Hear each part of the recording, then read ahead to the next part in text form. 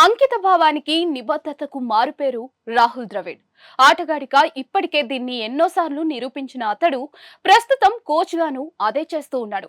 కాలు బాగోకపోయినా కూడా చేతి కర్రల సహాయంతో నడుస్తూ వీల్ చైర్ సహాయంతో మైదానంలో తిరుగుతూ తన ఆటగాళ్లకు శిక్షణ ఇస్తూ ఉన్నాడు.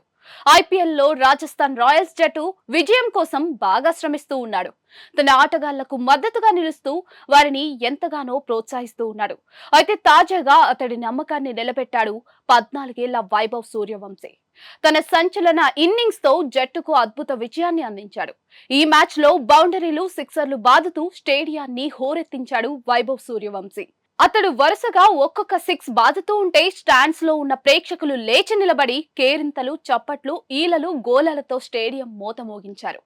ఈ క్రమంలోనే వైభవ్ ఎలాంటి వణుకు బెణుకు లేకుండా 17 బంతుల్లోనే తన తొలి అర్ధశతకం చేశాడు.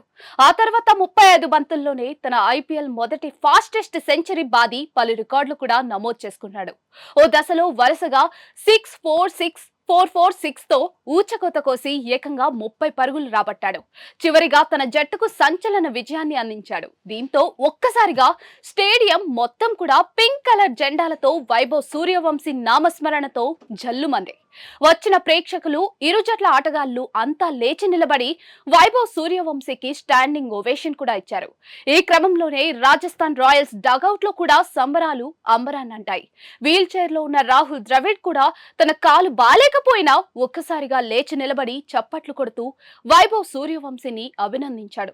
లేచి నిలబడే క్రమంలో కుదుటకు గురైనా కూడా బ్యాలెన్స్ చేసుకుని మరీ నిలబడ్డాడు. తన శిష్యుడు చేసిన ప్రదర్శనకు మెచ్చి నిలబడి ఆనందంతో పొంగిపోతూ విజయ చిహ్నం చూపిస్తూ ఎంతో గర్వపడ్డాడు. ప్రస్తుతం దీనికి సంబంధించిన వీడియోలు కూడా సోషల్ మీడియాలో వైరల్ గా మారాయి.